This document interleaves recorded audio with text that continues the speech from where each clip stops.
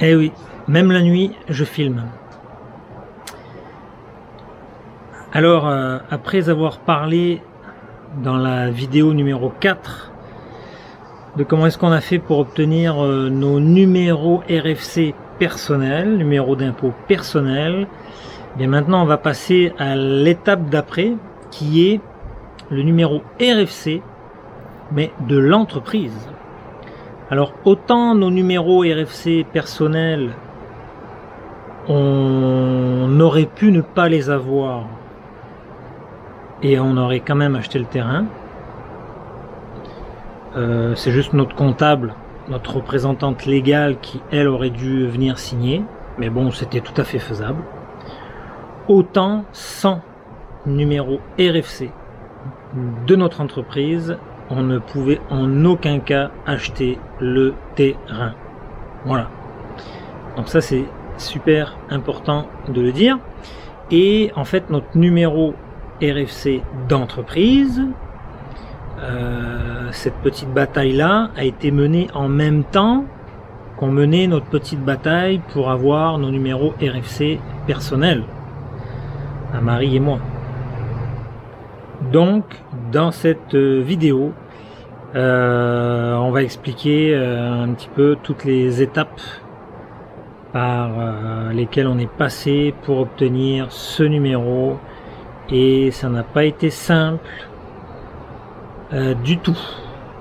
On est au mois de décembre 2022 et donc commence la quête du numéro RFC de l'entreprise.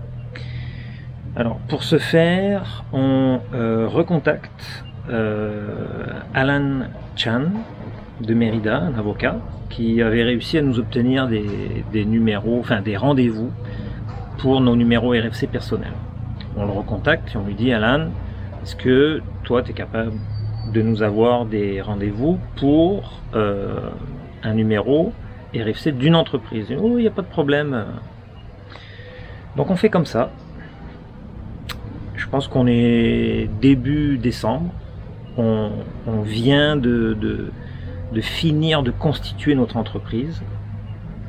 Et donc bah, là maintenant on cherche à avoir le fameux numéro.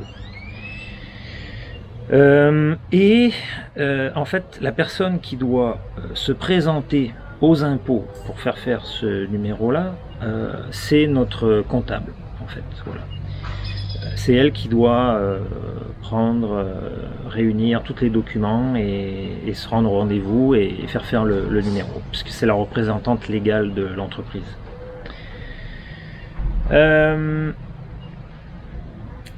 On obtient un premier rendez-vous, je pense, aux alentours du 22 décembre. Sauf que le 22 décembre, Irma, notre comptable, ne peut pas se rendre à Mérida, puisque elle est en voyage, je pense, à Guadalajara, pour les vacances de Noël, dans sa famille. Donc, ben, on est obligé de canceller ce rendez-vous-là auprès de Alan Chan, en lui disant bah, désolé, il faut un autre rendez-vous. Et bah, tout simplement, on demande à Irma quand est-ce qu'elle revient. Elle nous dit bah voilà, je reviens le 4 ou le 5 janvier. Bon. Nous, on dit à Alan de nous trouver une autre date pour début janvier et on obtient la date du 6 janvier. Voilà. Donc on est très content, on se dit ça y est, enfin on va avoir notre numéro, bon c'est super.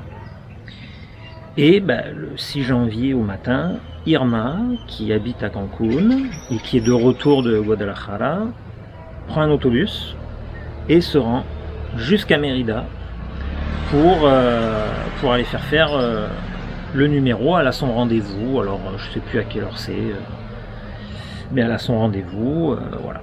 Et nous, ben, cette journée-là, le 6 janvier, on est à Cancun, voilà.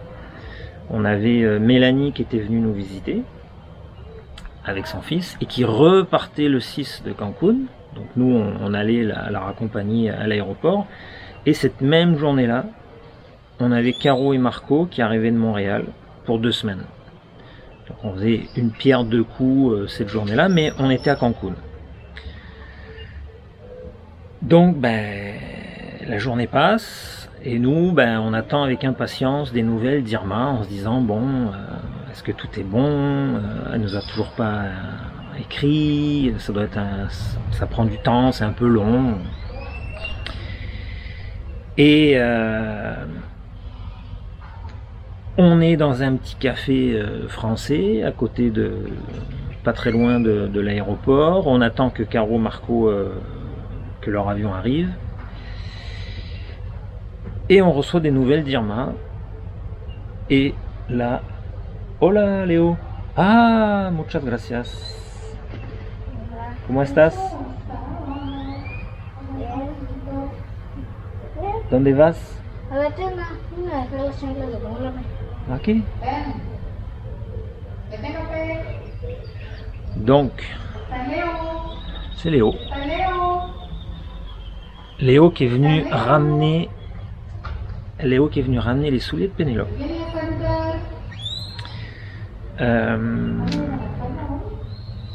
Et donc, elle nous contacte, puis elle nous dit non, désolé, ça n'a pas marché. Et là on comprend pas, quoi. On se dit mais qu'est-ce qui s'est passé, comment ça, on était supposé avoir tous les papiers, on comprend pas quoi. Puis elle nous dit oui, apparemment il manquait des papiers.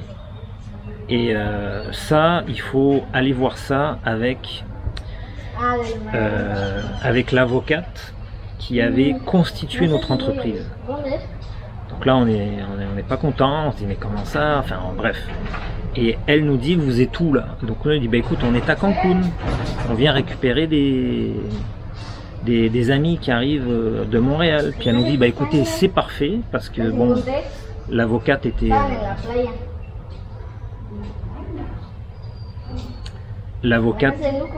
était à Cancun. Bon, on y avait déjà été, on savait où est-ce qu'était le bureau et tout. Et avant que Caro et Marco arrivent, on se dit let's go, on file voir l'avocate en espérant que les bureaux sont pas fermés. Il était 4-5 heures. Adios Léo. Vite, on file au bureau et on arrive au bureau. Le bureau est encore ouvert, mais malheureusement l'avocate avec qui on avait traité n'était pas là. Et la secrétaire nous dit elle va pas tarder à arriver.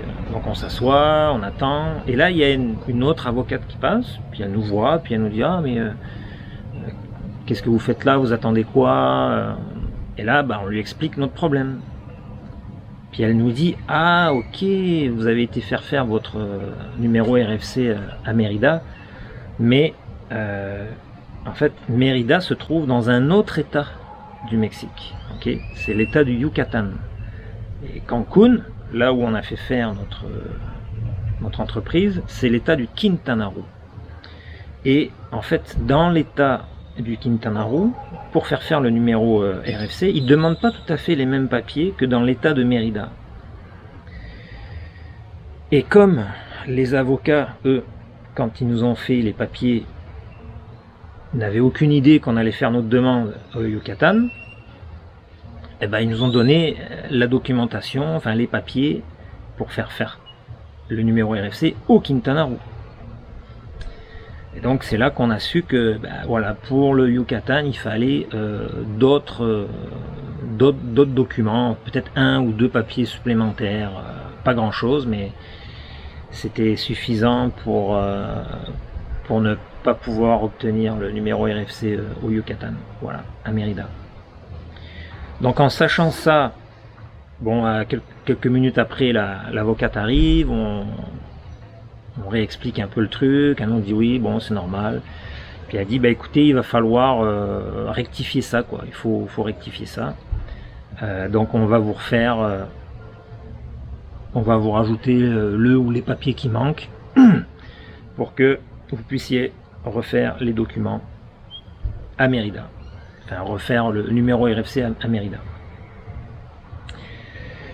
Donc, Bon, là on venait de comprendre ce qui s'était passé, donc on était un peu rassurés. On dit à Irma, notre comptable, donc on était bien désolé pour elle qu'elle soit partie là-bas, qu'elle ait passé toute la journée pour rien au final. C'est tapé 5 heures de route aller, 5 heures retour. On lui a payé sa journée, bien évidemment. Et elle nous dit, écoutez, le mieux c'est de prendre rendez-vous ici à Cancun. Elle dit, moi j'habite à Cancun, pour moi ça sera pas compliqué de me déplacer si c'est à Cancun, effectivement. Sauf que nous on n'avait pas de contact pour avoir un rendez-vous plus rapidement à Cancun. On avait juste un contact soit pour Mérida, soit pour Campeche. Campeche c'est vraiment encore plus loin, quoi. Et elle nous dit, laissez-moi voir, peut-être que je connais quelqu'un qui va... Et effectivement, alors là je sors mes petits papiers parce que...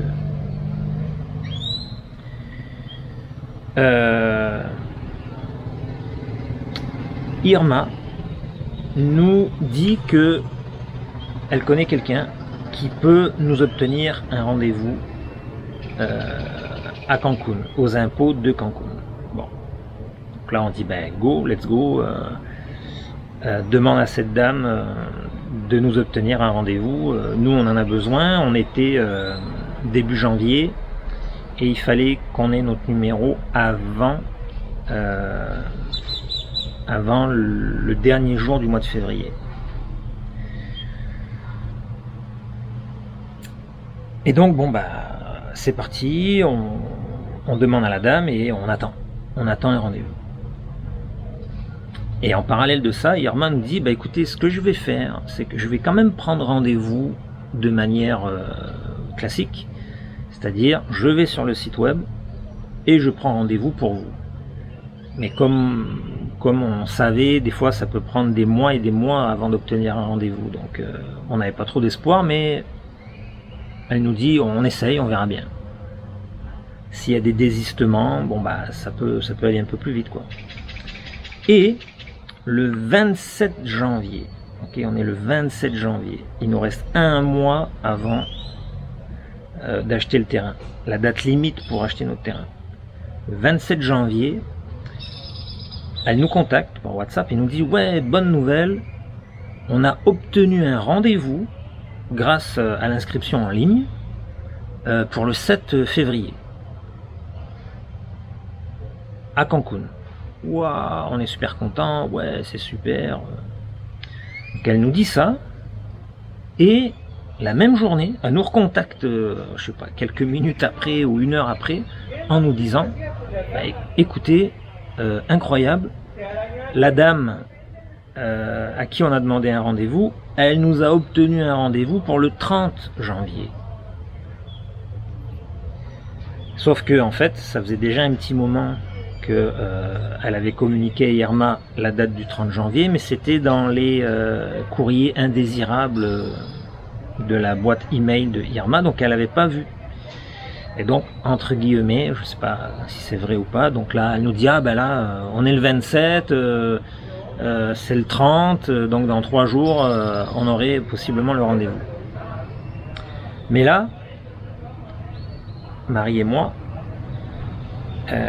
grâce à notre expérience des RFC personnels,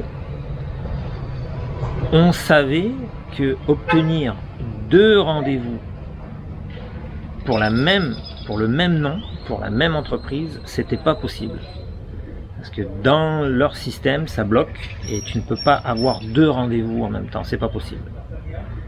Donc, on répond à Irma et on dit, tiens, c'est bizarre, Irma. Bon, c'est une bonne nouvelle, mais c'est bizarre. Je pense que on n'est pas supposé avoir 2 rendez-vous, pour le même nom. Donc, elle enquête un petit peu de son côté, et finalement, elle se rend compte que la dame qui nous a trouvé le rendez-vous pour le 30 janvier, en fait, elle s'est trompée dans le nom de l'entreprise. Au lieu de mettre Julia et Pénélope, entreprise à capital variable, machin bidule, elle a mis, en fait c'est en espagnol, c'est Julia y avec un Y, Penelope. Et la dame a mis une asperluette à la place du I pour faire E. Et donc c'est pas tout à fait le même nom. Voilà, et on sait comment ici au Mexique, des fois ils peuvent être assez embêtants sur certains détails. Pour plein d'autres choses, ils sont pas embêtants, mais des fois là, bon, plus dans l'administration, ils sont pointilleux. Et là on se dit, oh non, c'est pas possible quoi. Mais comme tout est possible au Mexique, eh ben oui c'est possible. Voilà. Et donc on se dit, bon c'est pas grave, on laisse tomber le 30, on a notre rendez-vous du 7 janvier, on demande de confirmer quand même si c'est au bon nom de l'entreprise, et pour le 7 janvier ça l'est. Mais Irma nous dit, écoutez, vous savez quoi, je vais quand même y aller le 30 janvier, et on va voir qu'est-ce qu'ils vont me dire. Et en même temps, ça va être un test pour voir si tous les papiers sont bons. Pour être sûr que s'ils disent « Ah non, le nom de l'entreprise ne correspond pas », Irma puisse dire « Est-ce que vous pouvez quand même regarder toute la documentation, nous préciser si tout est bon ?» Comme ça, le 7 février, on y retourne, et là, on est sûr que tout est bon. Et là, on est sûr d'avoir le numéro RFC. Donc, elle y va le 30. Finalement, donc nous on lui dit vas-y, ouais c'est une bonne idée quoi. Elle y va le 30, elle passe à travers toutes les étapes et elle se fait dire, donc elle a bien fait d'y aller le 30 et on va voir pourquoi. Elle se fait dire que, bon, deux choses, à la fin le nom de l'entreprise ça correspond pas et ça a été radical, donc ils n'ont pas pu continuer le processus pour l'obtention du numéro. Mais il y a une chose qui aurait pu passer, mais en tout cas, on a su que c'était pas tout à fait bon, c'est notre preuve de domicile. Voilà. Donc c'est soit l'un soit l'autre. Sur notre preuve de domicile, c'est-à-dire une facture d'électricité, il est stipulé que notre appartement ici à El Cuyo est au premier étage en fait. Voilà. Et que sur l'adresse physique de notre entreprise, c'est-à-dire où se trouve notre entreprise, donc à El Cuyo ici, par exemple, il n'est pas stipulé que l'entreprise est au premier étage. Donc l'adresse de l'entreprise ne correspondait pas tout à fait à la preuve de domicile qu'on devait amener quoi. Et là, la personne qui parlait avec Irma disait ah mais regardez, l'adresse ne correspond pas tout à fait. Ici vous dites que c'est au premier étage et dans l'autre, alors je sais plus sur quel document, hein, mais dans l'autre, c'est pas marqué que c'est au premier étage. Donc à part ça, tout le reste était bon. Et donc du 30 au 7 février, on a mis en ordre notre preuve de domicile pour que ça corresponde exactement avec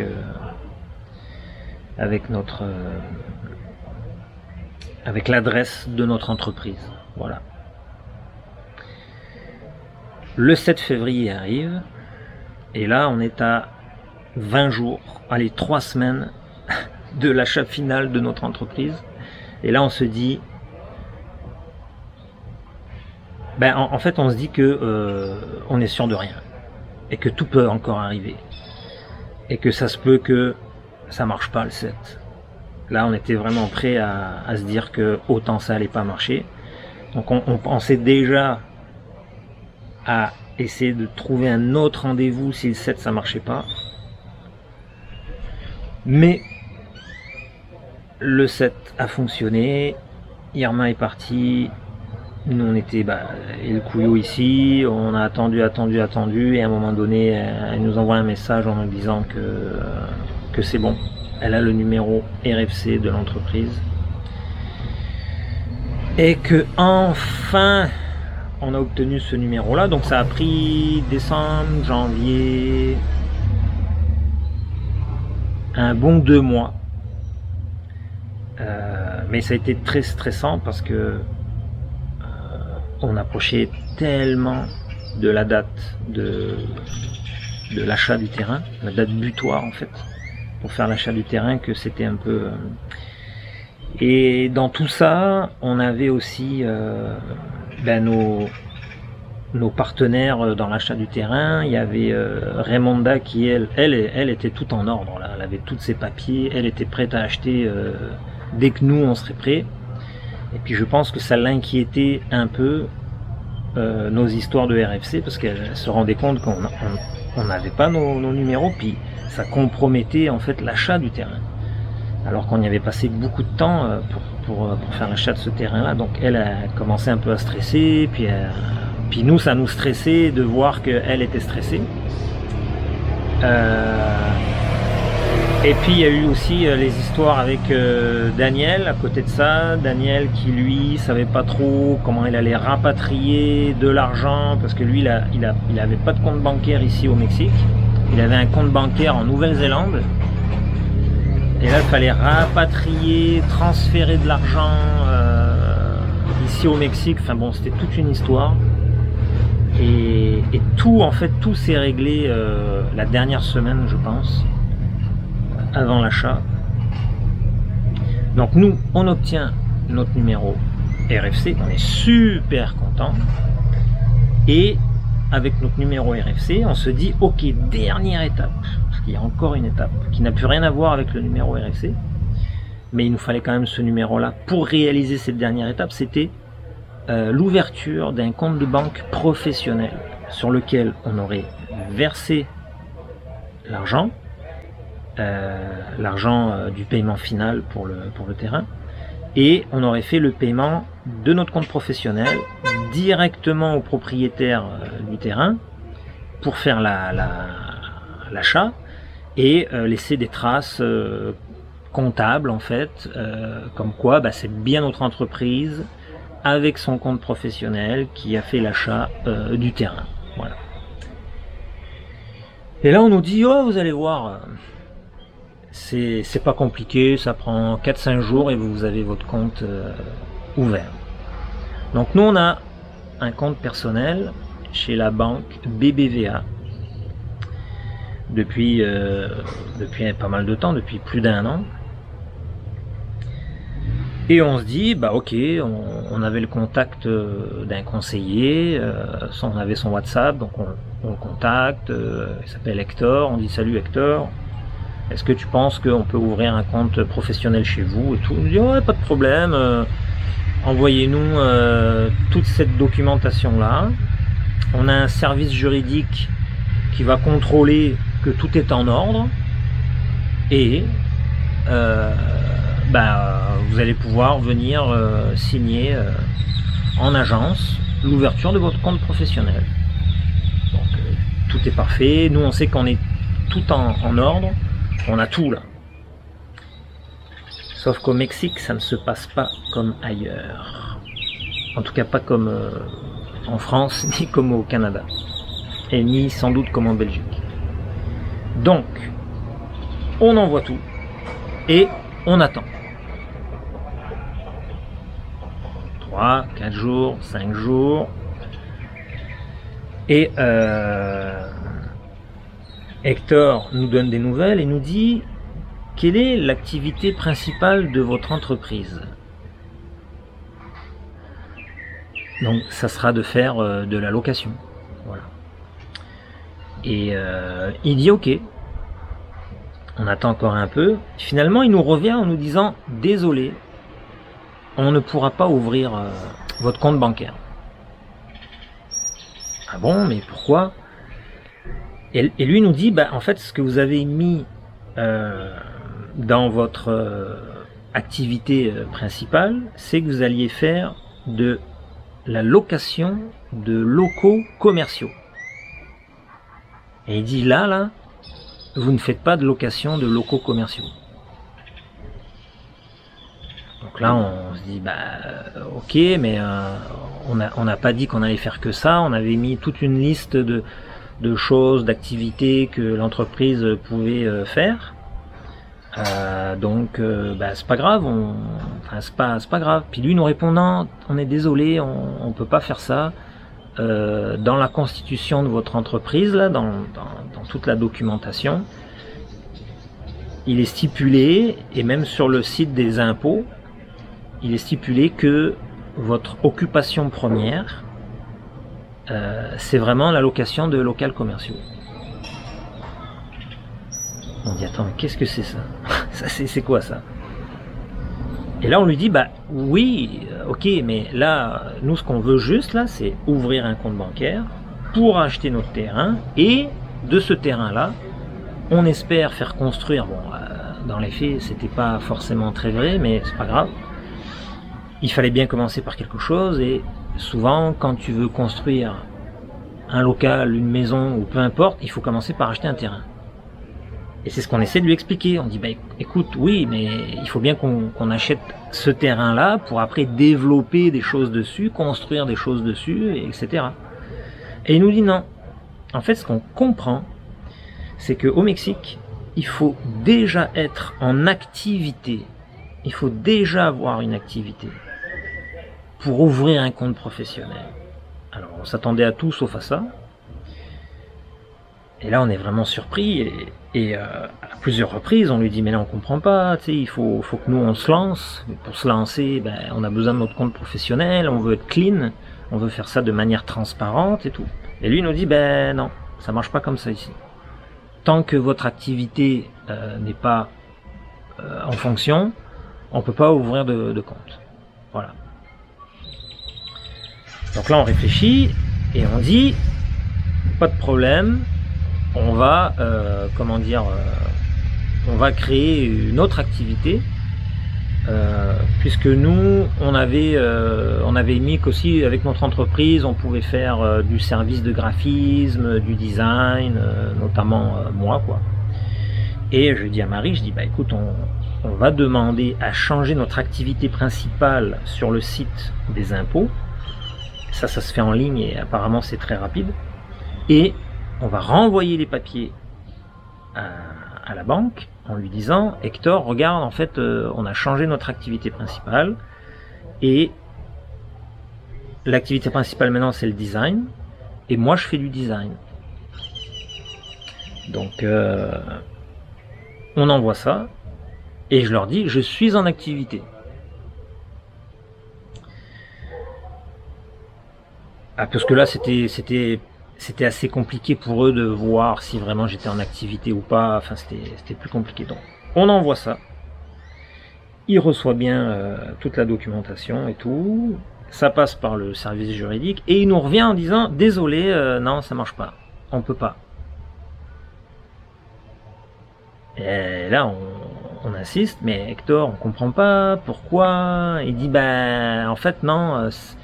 Votre compagnie, elle n'est pas faite pour faire du design. C'est marqué nulle part dans la constitution de votre entreprise, sur vos documents, c'est pas marqué que vous faites du design. Et là, on lui dit si.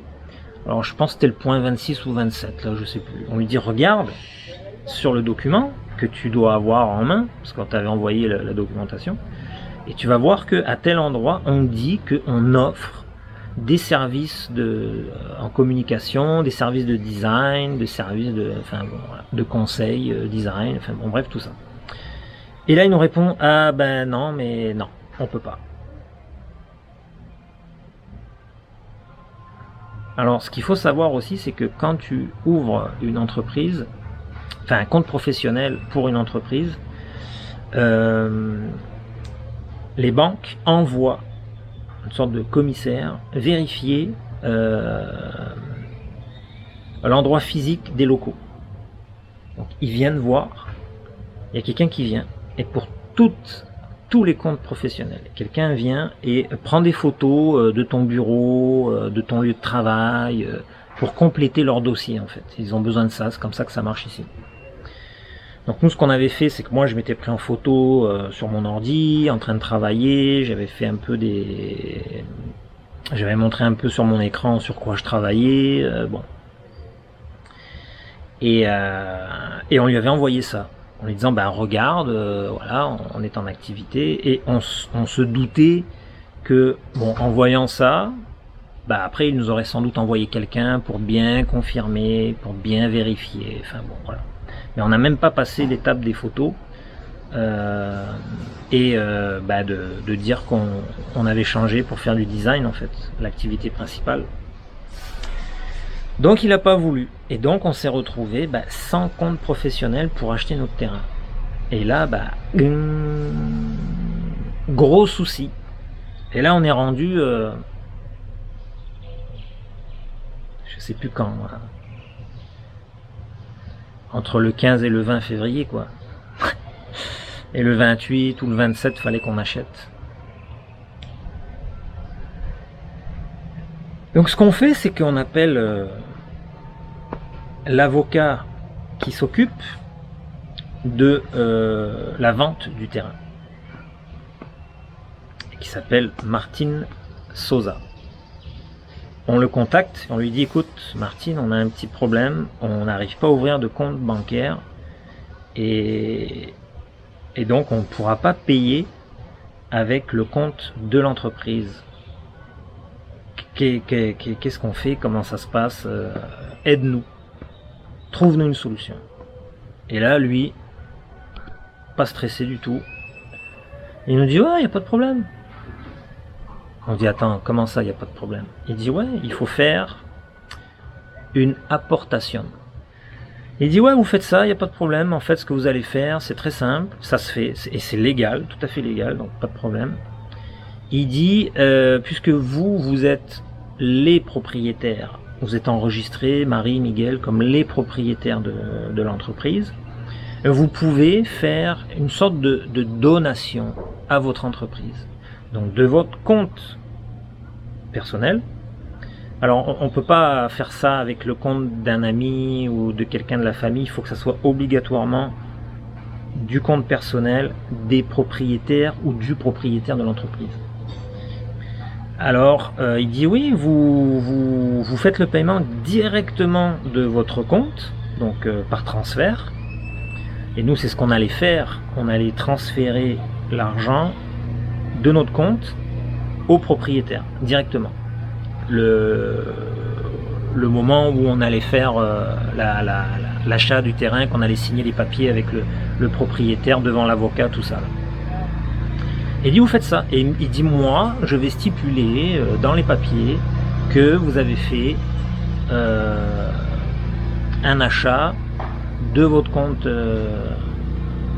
personnel de cette manière-là. Voilà, apportation. Voilà. Et là, on se dit mais pourquoi est-ce qu'on n'est pas au courant de ça avant? Pourquoi est-ce qu'on est obligé de passer par tout ce stress pour rien en fait? On se renseigne un petit peu quand même autour de nous. On demande à notre amie Raymonda, qui elle a déjà acheté plein de terrains et qui s'y connaît bien. Et elle nous dit oui, bien sûr, ça se fait, il n'y a pas de problème, vous pouvez faire ça. Alléluia, on est sauvé. Et donc, c'est ce qu'on a fait. On a arrêté de vouloir ouvrir un compte de banque. On s'est dit qu'on ferait ça plus tard. Et donc, voilà. On avait trouvé le moyen de faire le paiement final pour acheter le terrain. Donc là, on était prêt, mais on était rendu peut-être à 5 jours, peut-être un peu moins même, je ne me rappelle plus. On était vraiment proche. Voilà. Donc, voilà la fin de cette histoire de numéro RFC, plus de notre compte de banque professionnel. Et ce qu'il faut savoir, c'est que au moment où je tourne ces images, c'est bien après l'achat de notre terrain, on s'est relancé dans l'ouverture d'un compte professionnel. Et en fait, on a demandé à notre comptable, Irma, qui est à Cancun, si elle connaissait quelqu'un, si elle connaissait une banque avec laquelle ça serait peut-être plus facile d'ouvrir un compte professionnel. Et donc là, je parle de ça il y a quelques jours. On était parti pour aller avec Santander. Ça avait l'air de rouler comme sur des roulettes impeccables. On avait un rendez-vous, je pense que c'était cette semaine. Là on est dimanche, je pense qu'on avait rendez-vous mercredi passé, donc il y a 4 jours, pour aller à Cancun et pour aller signer. Ou le mardi, je pense, on avait rendez-vous le mardi. Et le lundi, donc la veille d'aller à Cancun, Irma nous écrit en nous disant ça marche pas. Demain le rendez-vous est annulé, quoi, on pourra pas aller signer. Donc faut regarder qu'est-ce qui se passe, il y a un problème.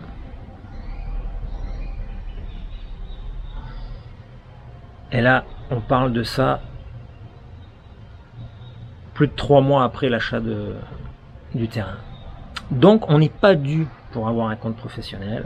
Donc je dis à Marie, écoute, on laisse tomber, on verra ça une autre fois. Voilà. Donc ainsi s'achève l'histoire de notre RFC d'entreprise et de notre essai d'ouverture de compte professionnel.